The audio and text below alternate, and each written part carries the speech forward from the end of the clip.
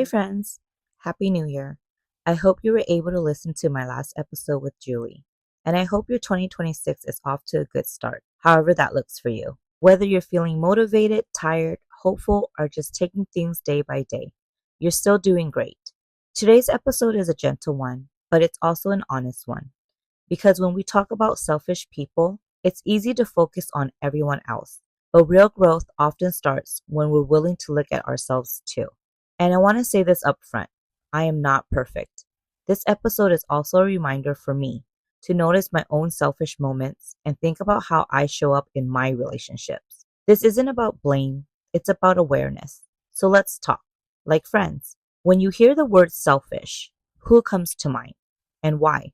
Was it something they did, something they didn't do, or a pattern that made you feel ignored and unimportant over time? Take a second and think about that.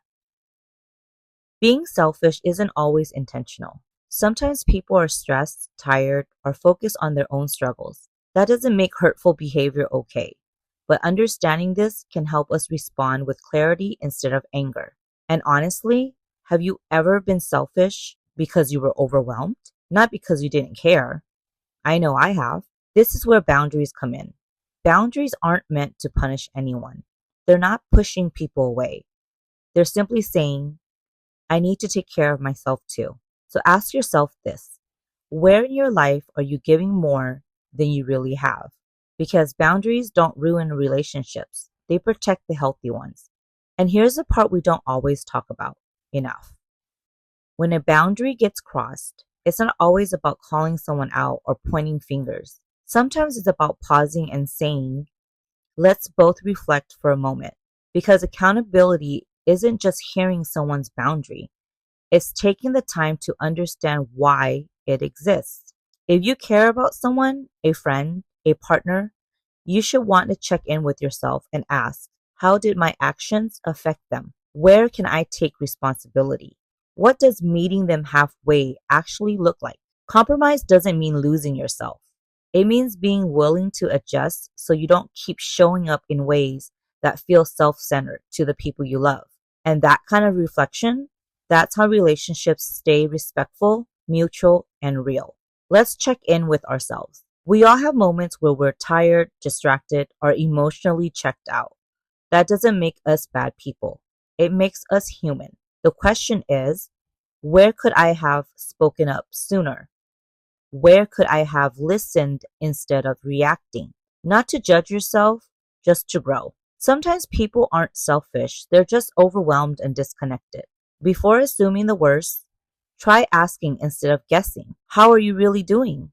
I notice things feel different. Can we talk? How many situations could feel lighter if we ask questions instead of jumping to conclusions? Give only what you're comfortable giving, not out of guilt, not because you feel bad, just because you genuinely want to. Your energy isn't endless, and you don't have to stretch yourself thin to prove you care. So ask yourself, who or what leaves me feeling drained instead of supported? You can care about someone and still take space. You can understand someone without fixing them. And you can be kind without carrying their problems on your back. Taking space isn't dramatic. Sometimes it's just necessary. Have you ever felt bad for stepping back, even when you knew you needed it? You're not alone. Protect your emotional energy. Stop giving so much to people who don't give much back. Over time, that imbalance leads to frustration and hurt. Healthy relationships feel steady, not exhausting, not one-sided, not like you're always the one trying. What does a balanced friendship or relationship look like for you?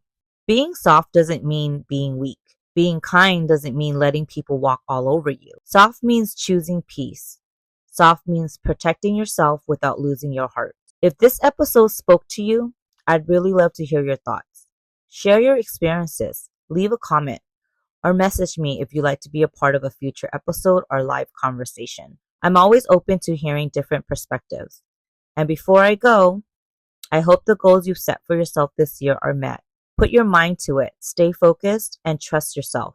I know you'll kill it. These conversations matter more when we have them together. Until the next episode, let's talk again.